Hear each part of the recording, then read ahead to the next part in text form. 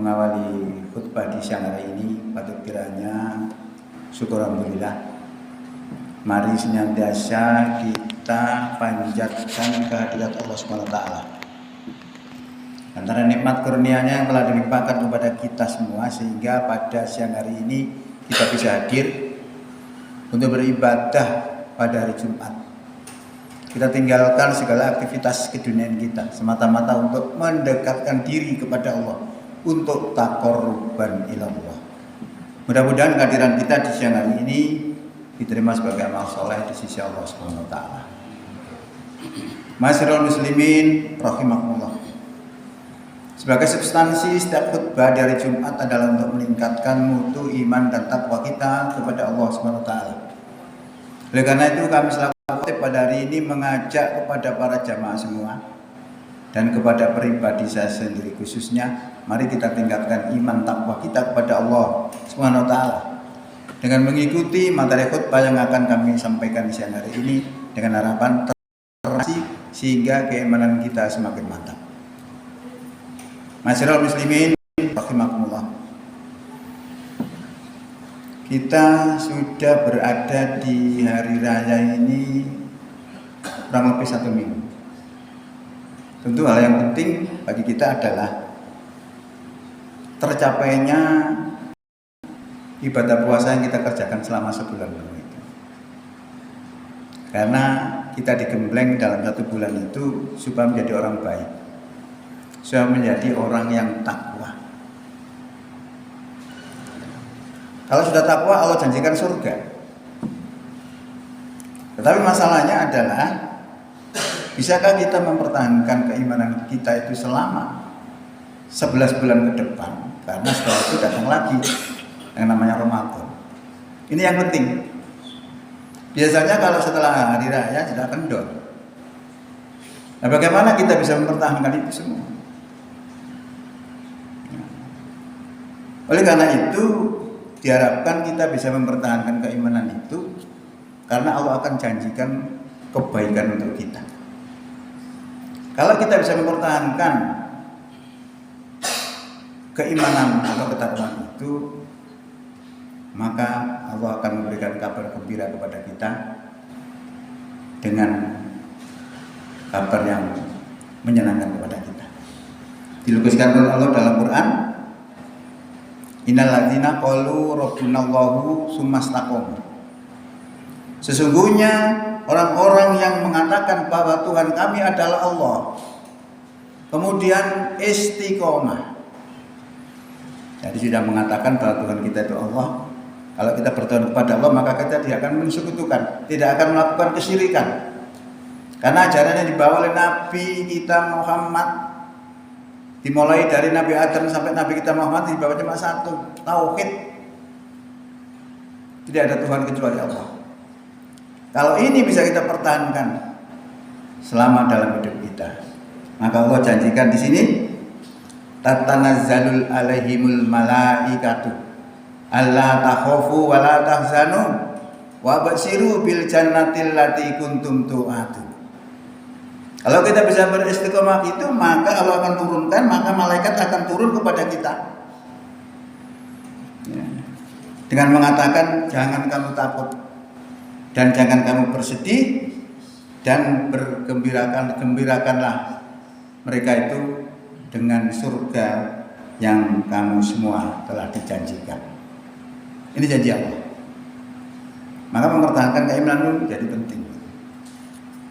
Nah, untuk bisa mempertahankan keimanan, kita harus menyadari bahwa poso kemarin itu sebenarnya adalah kasih sayang Allah kepada kita, mengembalikan jati diri kita sebagai manusia yang sesungguhnya. Karena kita sebagai manusia yang sesungguhnya itu tauhid. Fitrahnya tauhid. Bahkan fitrahnya adalah beragama, makhluk yang beragama dengan agama yang lurus. Nah, ini harus kita ingat. Oleh karena itu Allah sampaikan di sini,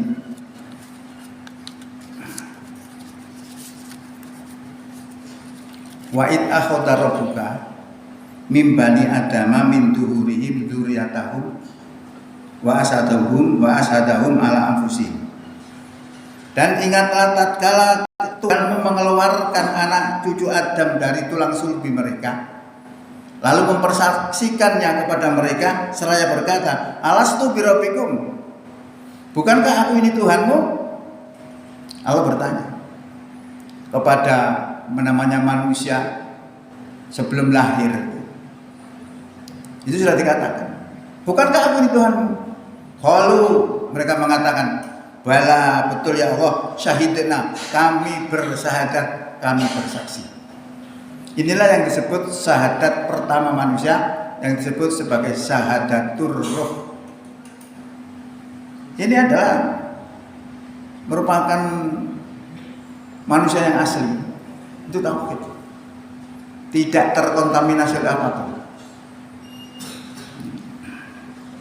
Kenapa Allah katakan seperti itu, sampaikan seperti itu? Antakulu yaumal qiyamati inna kunna an hadza ghafilin, agar kamu nanti tidak mengatakan pada hari kiamat nanti sesungguhnya kami terhadap persoalan ketuhanan tadi lemah. Tidak ada alasan. Tidak ada alasan, nanti kita nggak tahu, itu tidak ada. Maka dia disampaikan. Tapi kita nggak pernah ingat. Jangankan sebelum lahir, mau kita lahir saja nggak tahu. Kapan? Siapa yang tahu hari kelahiran? Kita tahu diberitahu orang tua kita. Kita lahir nggak pernah ingat. Apalagi sebelum lahir. Nah ini diperingatkan oleh Allah dalam Quran bahwa kita dulu pernah bersahadat, pernah bersaksi bahwa Tuhan adalah Allah. Ini disebut syahadat ruh. Kemudian juga kita harus ingat bahwa kita sebagai makhluk yang sesungguhnya, makhluk manusia yang sesungguhnya itu fitrahnya, sifat dasarnya itu makhluk yang beragama. Nah main-main agamanya, agama dengan agama yang lurus. Kalau beragama lurus berarti konsekuen dengan agama itu, melaksanakan perintah dan menjauhi larangan. Nah itu semua adalah ciri-ciri daripada ketakwaan. Disebutkan dalam surat 30 ayat 30. Fa'aqim wajhaka lid-dini hanifah fitratallahi allati fataran nasa 'alaiha la tabdila li khalqillah dzalikat dinul qayyim walakinna aktsarun nasi la ya'lamun. Maka hadapkan wajahmu ke arah agama itu dengan lurus. Artinya melaksanakan agama dengan konsekuen, gak main-main, menjalankan perintah menjauhi larangan.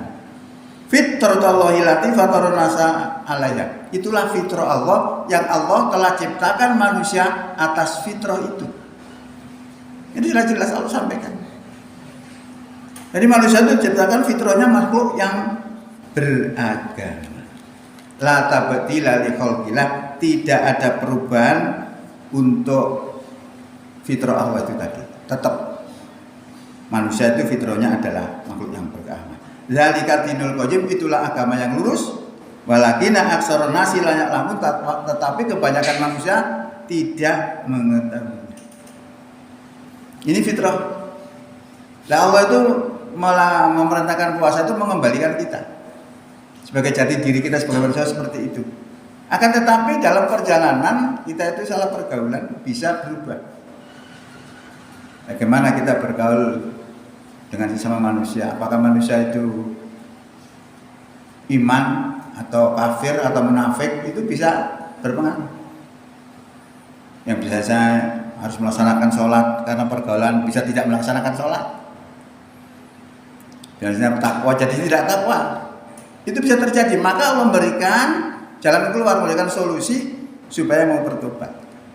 Maka Allah sampaikan di sini munibina ilaihi, dengan bertobat kepada Allah, wattaquhu, dan bertakwalah kepadanya, wa aqimus sholata, dan tegakkan sholat, wala takunu minal musyrikin, dan jangan kamu menjadi orang yang musyrik.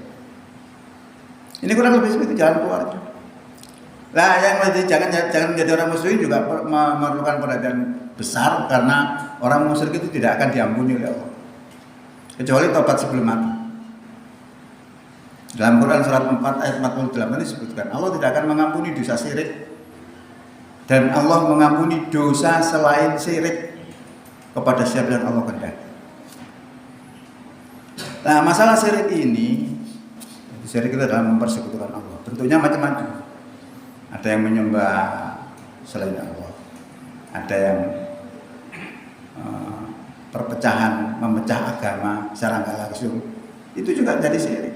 Maka disebutkan di sini munibina ilaihi wattaquhu waqimus sholata wa la takunu minal musyrikin. Minal ladina farraqu dinahum wa kanu syi'a kullu hizbin bima ladaihim farihun. Jadi orang disebutkan adalah orang yang memecah belah agama mereka menjadi beberapa golongan.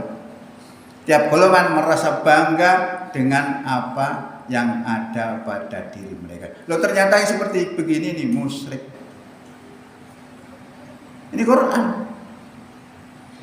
Maka sebenarnya umat Islam itu tidak boleh berpecah. Karena mereka berpecah itu selalu mengikatkan keimanan itu dengan golongan. Padahal golongan itu adalah alat perjuangan, bukan tujuan. Tujuannya adalah keimanan kita. Kalau kemudian kita mengikatkan dengan apa yang dikehendaki oleh Allah, selesai. Karena Allah sampaikan semua umat Islam itu saudara. Innamal mu'minuna ikhwatun. Sesungguhnya orang beriman itu bersaudara. Apakah itu dari kelompok A, B, C, D, E, F, G, H, I, E? Saudara itu. Karena kita kadang-kadang beda masalah organisasi, bisa jadi permusuhan. Nah, ini perlu diluruskan, dikembalikan lagi kepada fitrah kita sebagai manusia. Jangan diikat dengan golongan, tapi ikatlah dengan keimanan. Kalau kita seperti itu luar biasa, apalagi sekarang ini ada usaha-usaha untuk memecah umat Islam supaya jadi lemah. Apalagi sekarang kalau kita lihat di Timur Tengah itu bagaimana suasana di sana umat Islam, khususnya di Palestina, dikoyak-koyak oleh orang Israel. Tidak ada yang bantu. Orang yang mengaku Sunni tidak ada yang bantu. Yang bantu siapa? Justru Syiah. Yang Syiah ini musuhnya Sunni. Nah, sekarang ini muncul begitu, menjelek-jelekan Syiah. Itu adalah peristiwa dahulu. Peristiwa dahulu itu adalah peristiwa politik. Antara Syiah dan Sunni itu peristiwa politik. Siapa yang berhak memimpin umat Islam? Lalu keluarga Nabi itu mengklaim ya Ahlul Bait ini. Itu dianggap sebagai Syiah. Kemudian orang Sunni menganggap oh tidak perlu dari Ahlul Bait. Pokoknya siapa yang terbaik itu boleh. Sebenarnya ada persoalan itu. Maka sampai terjadi apa? Kalau menurut orang Sunni itu jahat. Loh kok bisa? Lah yang membunuh cucunya Nabi Hasan Husain itu siapa? Orang Sunni.